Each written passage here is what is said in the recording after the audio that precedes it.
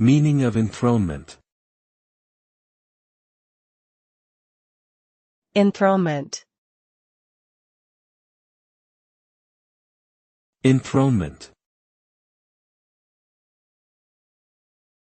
Enthronement. Enthronement. Enthronement is the act of formally installing someone as a monarch or ruler, typically with a ceremony or ritual. It represents the moment when a new leader ascends to their position of power and assumes the responsibilities that come with it. The result of an enthronement is the transfer of authority from the previous ruler to the new one, often accompanied by a symbolic gesture such as the presentation of a crown or scepter. This ceremony reinforces the legitimacy of the new ruler's position and reaffirms their obligation to serve their people with wisdom and justice.